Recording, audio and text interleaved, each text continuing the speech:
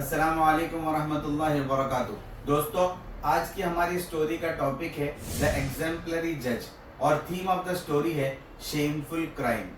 Europe की एक country में एक कोर्ट के अंदर एक 15 साल के नौजवान को हाजिर किया गया।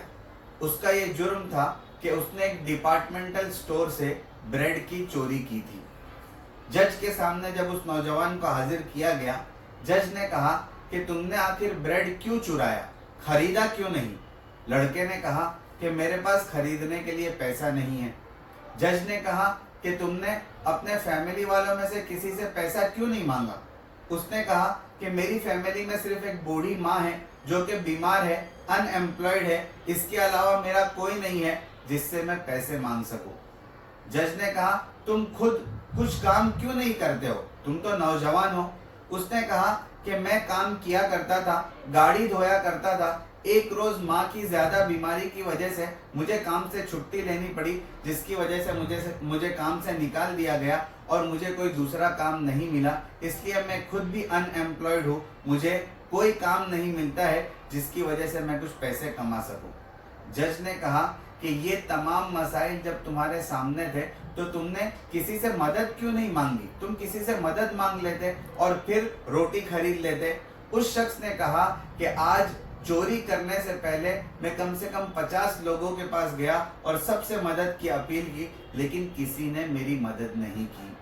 जब जज ने इस पूरे मामले को सवाल जवाब करने के बाद हल किया तो उसका फैसला ये था कि चोरी करना बहुत ही घिनौना जुर्म है और एक रोटी की चोरी करना और भी ज्यादा शर्मनाक जुर्म है, जिसकी वजह से ये लड़का नहीं बल्कि पूरे मुआशरे को सजा मिलनी चाहिए जहां पर ये जुर्म हुआ है।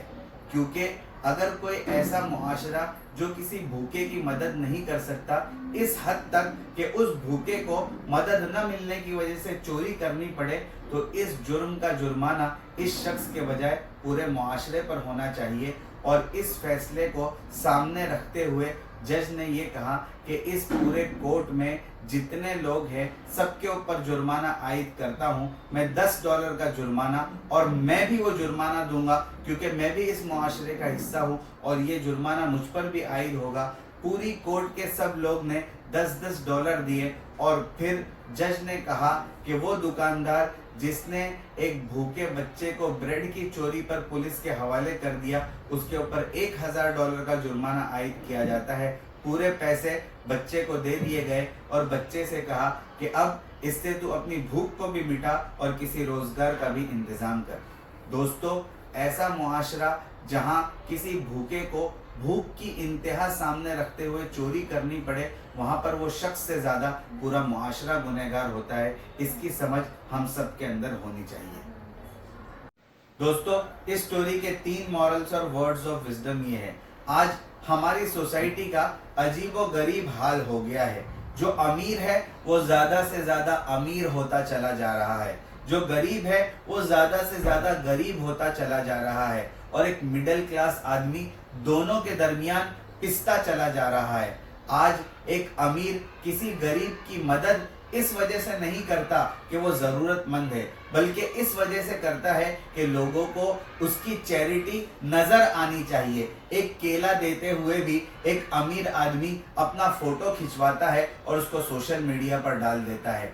असल मसला ये है कि ताउन का ये उसूल होता है कि आप दूसरों की मदद इस तरह करो कि आपके दाएं हाथ ने क्या खर्च किया है ये बाएं हाथ को भी पता नहीं चलना चाहिए। लेकिन आज हमारी सोसाइटी के उसूल तब्दील हो चुके हैं।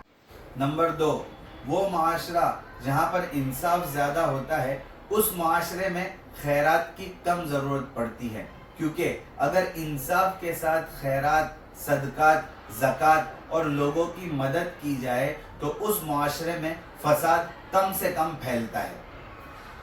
Number 3, the famous boxer Muhammad Ali says, the wars of nation are fought to change maps, but the wars of poverty are fought to map change. दोस्तों, शेमफुल क्राइम के टॉपिक पर 3 अच्छी बुक्स के नाम, उनके ऑथर्स के नाम और पब्लिशिंग डेट ये है।